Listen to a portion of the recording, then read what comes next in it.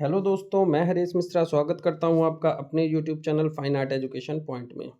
आज हम आपके लिए फिर से लेकर के आए हैं अभ्यास प्रश्नोत्तरी, जिसमें हम बहुत ही कम समय में 50 क्वेश्चन को कवर करेंगे।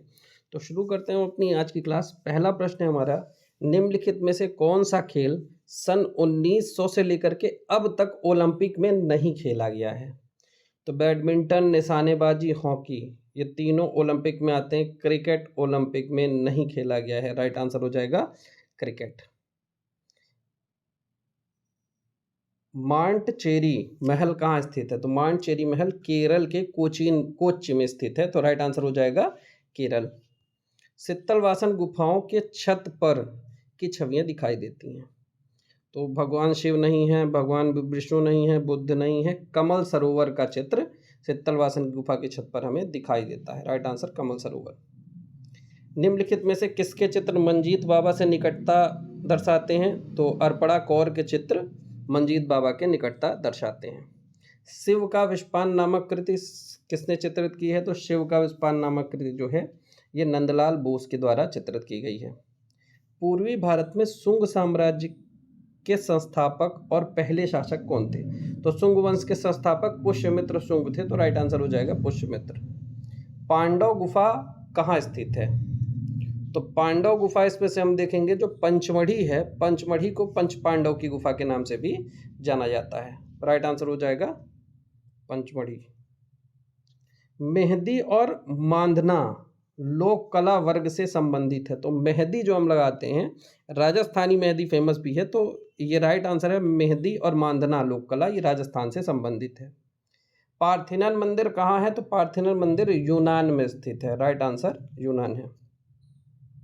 बहुचर्चित पांडुलिपि तूतीनामा में मुगल दरबार के स्टूडियो में बने 250 लघु चित्रकारी और 25 कथाओं का उल्लेख है।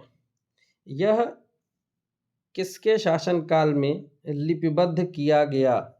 तो तूतीनामा जो है, तूतीनामा अकबर के शासनकाल में चित्रित किया गया था। Right answer Akbar.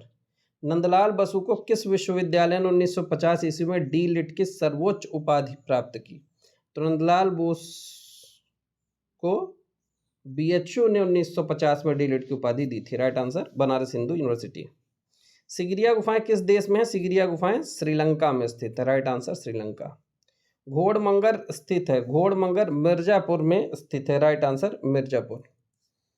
वर्णिका भंग कहाँ? वर्णिका भंग क्या है? वर्णिका भंग विभिन्न रंगों की मिश्रित छाया, यानी विभिन्न रंगों का ज्ञान होना वर्णिका भंग कहलाता है। राइट आंसर ए हो जाएगा। बाघ गुफा रेखा चित्र किसने बनाए हैं? बाघ गुफा के रेखा चित्र असित कुमार हलदार। राइट आंसर यहाँ पर आ जाएगा असित कुमार हलदार ने बनाए हैं। एक्रेलिक रंग की योजना है। तो एक्रेलिक रंग जो होते हैं उसकी खास विशेषता है कि वो जल्दी सूख जाता है, इसलिए राइट आंसर हो जाएगा जल्दी से सूखना। पूरा पाषाण काल के दौरान बने भीमबेटका के चित्र हैं। अब भीमबेटका के जो चित्र हैं उसमें देखो दो में कंफ्यूजन, एक भाले के साथ शिकार करते मानव और एक हाथी, जंगली सांड और बाघ की, दो ऑप्शन हो सकते हैं कोई एक। तो हमारा ध्यान जाता है भाले के साथ शिकार करते मानव, लेकिन ये ऑप्शन गलत होता है। जो सही आंसर है वो है हाथी, जंगली सांड और बाघ की। हाथी, जंगली सांड और बाघ की। राइट आंसर ये हो जाएगा। प्रश्न थोड़ा गलत है, पूरा पाषाण काल पूछ रहा है, पूरा पाषाण काल का ये नहीं है, नव पाषाण काल की है। राजा रविवर्मा के जीवन पर आधारित चलचित्र का नाम है? राजा रविवर्मा के जीवन पर आधारित चलचित्र यानी फिल्म जो है वो रंगरसिया है। Right answer Rangrasiya. अनुपम सूद किस भारतीय कला से संबंधित है? तो अनुपम सूद छापा कला से संबंधित है, यानी कि ग्राफिक कला से संबंधित है। लघु चित्र में हाशिए का प्रयोग किया गया है। हाशिया मतलब बॉर्डर, बॉर्डर का प्रयोग किस में किया गया है? तो लघु चित्र में हाशिए का प्रयोग मुगल शैली में किया गया है। Right answer D. चंबा रुमाल संबंधित है, चंबा रुमाली कार्यों के लिए प्रसिद्ध है, जो कि ट्रेडिशनली चीजें परंपरागत चली आ रही हैं। तो राइट आंसर हो जाएगा परंपरागत। प्री हिस्टोरिक इंडिया नामक पुस्तक के लेखक कौन है? तो प्री हिस्टोरिक इंडिया स्टुअर्ट पिगाट की है, प्री हिस्टोरिक पेंटिंग बाड्रिक महोदय की है। ये दोनों इंपॉर्टेंट बुक हैं, तो ध्यान रखना। प्री हिस्टोरिक इंडिया स्टुअर्ट पिगाट की है। लियोनार्डो दा विंची का जन्म हुआ था। तो लियोनार्डो का जो जन्म है वो 1452 ईस्वी में हुआ था। राइट आंसर 1452 ईस्वी। भिक्षुक बुद्ध का चित्र किस गुफा में चित्रित है? भिक्षुक बुद्ध का जो चित्र है वो अजंता की गुफा संख्या 16 में स्थित है। सॉरी, अजंता की गुफा संख्या 17 में स्थित है। तो राइट आंसर यहाँ पर अजंता हो जाएगा। द्विआयामी कला है, तो चित्रकला जो होती है वो द्विआयामी होती है। तो राइट आंसर हो जाएगा चित्रकला। मायरॉन संबंधित है। मायरॉन चक्का फेंकने वाले, उसे मायरॉन ने बनाया था और ये ग्रीक कला से संबंधित है। कलमकारी कहाँ की लोक कला है? कलमकारी आंध्र प्रदेश की लोक कला है। निम्नलिखित में से किस चित्रकार ने महिषासुर चित्र श्रृंखला चित्रित की? तो महिषासुर चित्र श्रृंखला जो है ये तैयब मेहता के द्वारा चित्रित की गई है। सभी ललित कलाओं में एक समान तत्व को बताइए। तो सभी ललित कलाओं में लय जरूरी है, रिदम। राइट आंसर लय हो जाएगा। गोथिक शैली के स्थापत्य का जन्म इससे हुआ है। तो गोथिक शैली के स्थापत्य का जो जन्म है वो संत डेनिस गिरजाघर से हुआ है। राइट आंसर संत डेनिस गिरजाघर। राजस्थानी चित्रकला में किस रंग का उपयोग किया गया है? तो राजस्थानी चित्रकला में टेम्परा रंग का प्रयोग किया गया है। राइट आंसर टेम्परा हो जाएगा। कालीबंगा का क्या अर्थ है? कालीबंगा का अर्थ होता है काले रंग की चूड़ियां, यानी काली चूड़ियां हो जाएगा। सफेद रंग के मिश्रण से तैयार रंगतों को कहते हैं। तो जब किसी भी रंग में हम सफेद रंग लगा करके उसकी टोन बनाते हैं तो उसे टिंट कहा जाता है। राइट आंसर टिंट हो जाएगा। लघु चित्रकला भारत के किस हिस्से से विकसित हुई? तो लघु चित्रकला की शुरुआत हुई थी पूर्वी हिस्से में, क्योंकि पाल शैली बंगाल में और बंगाल पूर्वी हिस्से में पड़ता है। तो राइट आंसर हो जाएगा भारत के पूर्वी हिस्से से लघु चित्रकला विकसित हुई थी। दर्शन शास्त्र की वह शाखा जो कला सौंदर्य तथा आस्वादन से संबंधित है। तो दर्शन शास्त्र की वह शाखा जो कला सौंदर्य व आस्वादन से संबंधित है वो हो जाएगी सौंदर्य शास्त्र। राइट आंसर हमारा हो जाएगा सौंदर्य शास्त्र। चीनी चित्रकला का षडंग किसने लिखा? तो चीन की चित्रकला का जो षडंग है वो शी हो के द्वारा लिखा गया है। राइट आंसर है शी हो। भारतीय आधुनिक चित्रकला का इतिहास कहाँ से आरंभ होता है? तो भारतीय आधुनिक चित्रकला के इतिहास का जो आरंभ है वो बंगाल स्कूल से होता है। राइट आंसर बंगाल स्कूल, यानी बंगाल शैली। नेक्स्ट, मुगल काल में जानवरों और पक्षियों के चित्रण का विशेषज्ञ कौन था?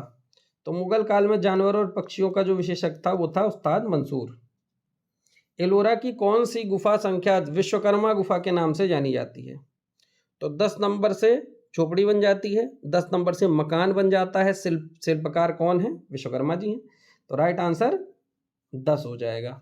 हमने चित्र बना के बताया था ना याद करने के ट्रिक। 10 नंबर में झोपड़ी बना दी थी, सुतार झोपड़ी भी से कहते हैं।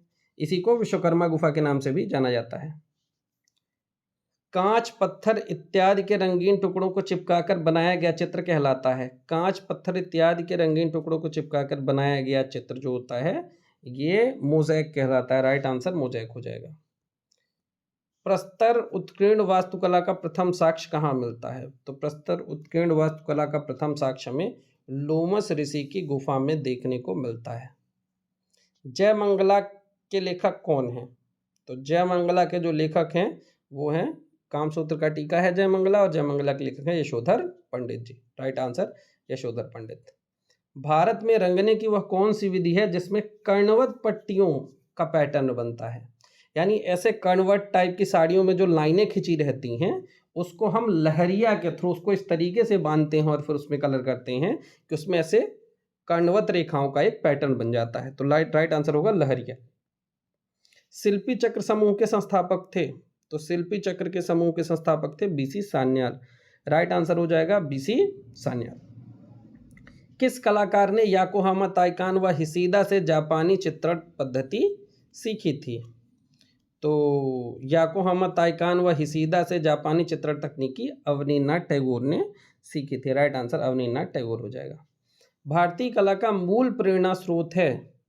तो भारतीय कला का जो मूल प्रेरणा स्रोत है वो है धर्म। राइट आंसर हो जाएगा धर्म। स्टोनहेंज किस देश में है? तो स्टोनहेंज हमें ग्रेट ब्रिटेन में देखने को मिलता है। Right answer great Britain. Ajanta गुफाओं का निर्माण काल है? अजंता की गुफाओं का जो निर्माण काल है वो 200 ईसा 200